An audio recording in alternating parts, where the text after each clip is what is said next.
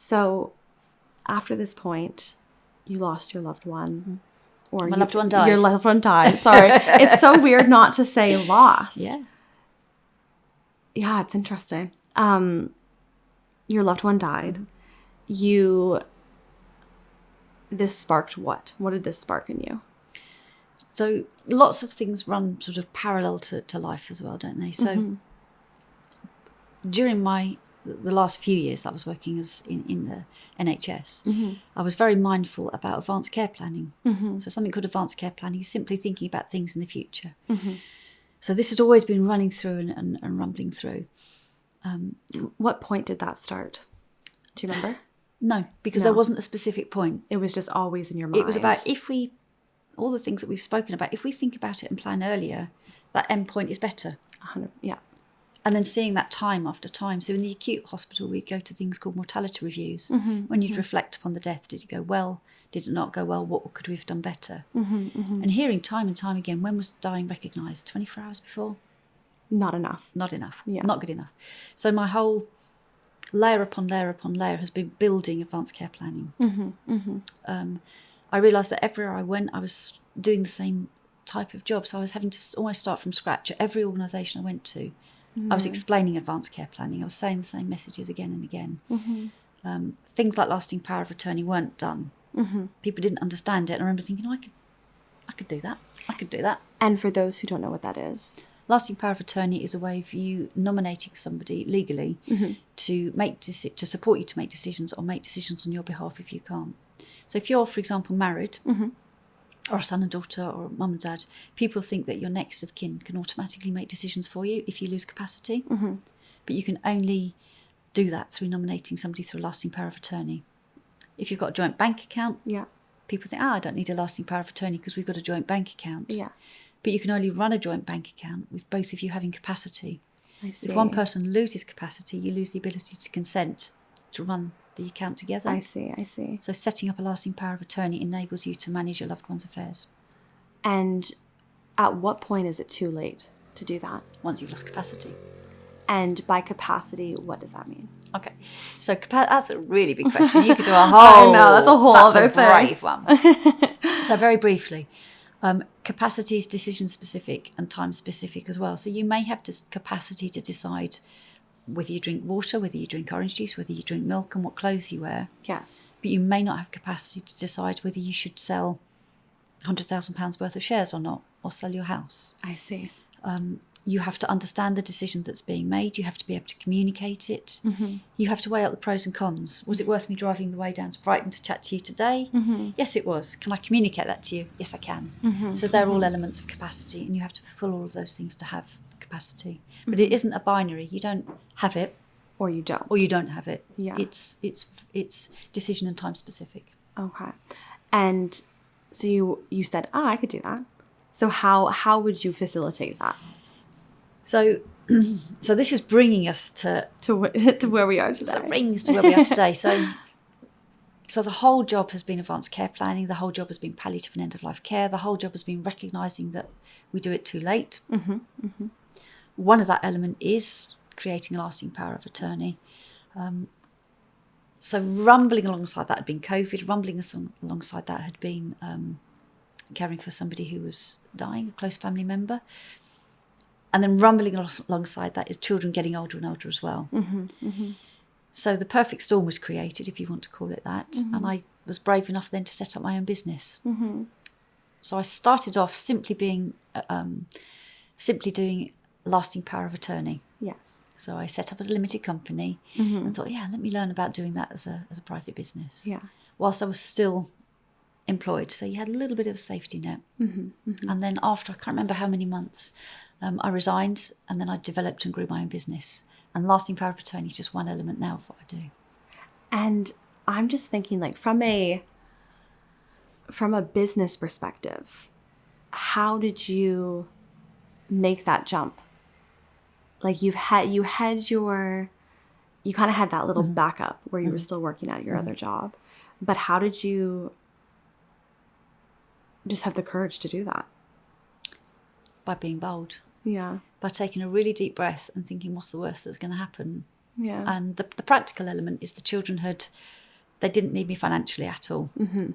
So, and I'm really happy to admit that I was privileged enough to think, well, if this goes wrong, I've got a roof over my head. And I know there'll be people listening thinking, yeah, I was lucky to be able to do that. So I didn't need to worry about that element. So that fear of failure, I didn't have the threat of losing my home or losing. So that obviously helped. But basically it was taking a huge leap of faith. And I've done more learning, Hannah, in the past 4 years, I would say. I've grown, I've learned, I've developed so much, and I'm learning every day still through the business. Yeah, because it's something that I feel like you can't prepare for. No. There's so many things in life that you just have to do it. Yeah. And it's the only way forward. And I'm wondering, when you started this limited company, did that require a financial investment for yourself? No, so it was just a idea that came through. Yeah. But did it require a financial investment? Yes, to a degree. Because everything you set up has to have money behind it, but not a huge investment that you think of as in thousands and thousands. Yeah. But yes, all the website domain, all the employing people to support you, all the insurance, all of that, yes, that requires money, a degree of money. But it goes in dribs and drabs. It's not a sudden chunk that you've got to get a massive loan for. It requires money, but not that huge investment. And how did you get your first client? How did you get word out there? Oh, it's scary, isn't it? Yeah. How did you because even now, when people ask me, I don't know if you've had a similar experience, but when people ask you what you do, do you say you're a business owner? No. Why? So I answer differently depending on who's answering me, because the business has developed into 3 very different tranches, 3 very different arrows. And I still find the elevator pitch really difficult to say. So I will answer what I think is most relevant to that person. Of course. You're trying to find clients. How did you go about that? So, what were your first things? Well, very first of all, so I was doing lasting power of attorney. And I'd done it for mum and dad. I'd done it for myself. So I knew how to do it. But I hadn't streamlined the process into a sensible business way of doing it. And you could do it by paper, you can do it online. So I'll be really honest, the learning curve was like that. I had to learn how to set up all the different accounts, how I was going to run it, and then how I wanted to run it as well. So I set up a website, and I spent a lot of time thinking about my mission, my value. So I ran myself, taking all the experience, everything I'd learned throughout my career. I ran my business like that as well. But this time it was me choosing. Yeah. Because the NHS is very hierarchical. It's very patriarchal, hierarchical. You have to follow the line sometimes. I remember, I mentioned that I published that article. Yes. I was a really senior nurse at that time, really senior. And I remember it had to go to the chief nurse before I sent it into the editor. And I'm thinking, this is potty. I'm 40 plus years old. Yeah. I'm writing something that's going to be reviewed. It's going to go to an editor. You don't need to be checking my work. You don't need to be checking my work. Come on, I know what I'm doing. I know what I'm doing. So having that freedom and flexibility has been fantastic. So I remember writing, starting to blog, and I wrote, if I can't be me, it's not for me. So all the values that I've had throughout my career, I've then now focused in how I run my business. Amazing. And take us through the different facets of your business, and then we'll explore the podcast in a moment. Okie dokie. Yeah. So it does, I mentioned it had different elements to it. So one thing that I do, I'm a shocking guest because I've got so many hats that I wear. I've just remembered something. I'm also, along that long career path that I've done as well, I've also taken on an inspecting role. Okay. So I work for something occasionally called the CQC, the Care Quality Commission, as a specialist advisor. So if they were to inspect a hospital, I can provide an expert view on end-of-life and palliative care. Oh, so they call you in when they need you. Yeah. So that's another little tidbit that you do. And that's really interesting because if you're being inspected, it's really good to know how it works on the other side. So 100%. It's really collecting all this knowledge. Yeah, absolutely. So I thought I can help organisations. So one tranche of my business is helping organisations improve. So I can do a deep dive on organisations. I can interview the teams. I can look at their systems. I can look at their audits, their policies. And is that specifically organisations in the medical field or any organisation? It is medical. Okay. And it's specifically for end-of-life and palliative care as well. Yes. So be it a hospital, be it an acute trust. I can do a deep dive and do some service improvement work with them as well. So that's one tranche of what I do. Yes. Another element of the work, probably that I enjoy, if I'm allowed to have a favourite, is education. Yes, yes. I love education, teaching and education. I thrive on it. So people pay me to deliver education. I'm not a brilliant businesswoman in some ways. I beg to differ. So I deliver a lot of stuff for free. A huge amount of what I do is for free. I deliver education once a month for free. And it's really unusual, Hannah, because people turn up to the education that are hospital consultants, ITU consultants, and members of the public, side by side. And I've never done that before. Yeah. And because it's my gig, it's my game, I do subjects like CPR, cardiopulmonary resuscitation. When does it save a life and when does it spoil a death?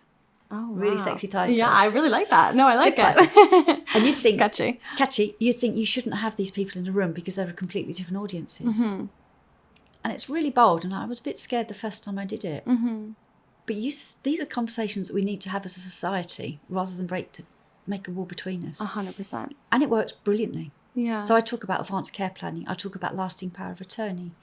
I talk about care in the last year of life. And it's for anybody that wants to come and listen. So I do those for free monthly.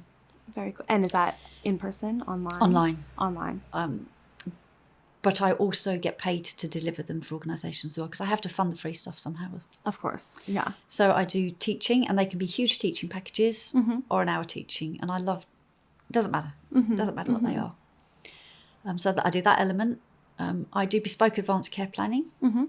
So people come to me quite often with, I could make this story up, but it applies to person after person. I've noticed my mum has become increasingly weak.